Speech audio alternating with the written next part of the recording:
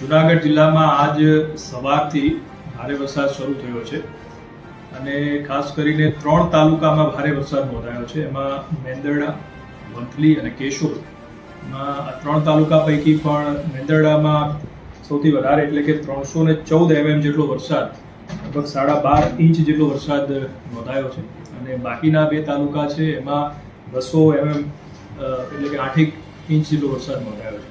ભારે વરસાદની પરિસ્થિતિના લીધે જિલ્લામાં આરએનબી સ્ટેટના 9 અને પંચાયતના 9 એવા 9 રસ્તાઓ જે છે એ ઓવરટોપિંગના લીધે બંધ કરવામાં આવ્યા છે. આ રસ્તાઓ છે એની પર પોલીસ બંદોબસ્ત પણ અમે ગોઠવ્યો છે. સાથે સાથે એસટી વિભાગને પણ સૂચના છે કે આવા કોઈ પણ જે રસ્તા હોય ઓવરટોપિંગ ત્યાંથી વાહન વ્યવહાર કરવો નહીં અને એમને પણ પોતાના 6 જેટલા રૂટ છે એ બંધ કર્યા છે. અત્યાર સુધીમાં અમે જે ડેમ ઓવરફ્લો થાય અને એના લીધે જે નીચાણવાળા ગામડા હોય એવા 52 ગામડાઓને અમે એલર્ટ પર મૂક્યા છે.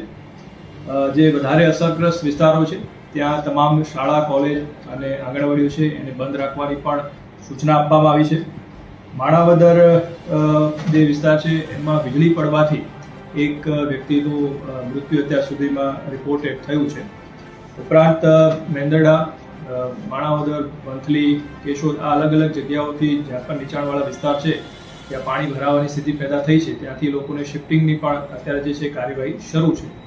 અને માણાવદર અને વંથલી આ બંને તાલુકામાં કુલ 35 જેટલા ગામડા છે એ હાલ કટ ઓફ થયા છે. વાહન વ્યવહાર ત્યાં થઈ શકતો નથી, પરંતુ જેવો વરસાદ રોકાશે અને પાણી ઉતરશે એટલે આ ગામડા છે એ ફરીથી સંપર્કમાં આવી જશે.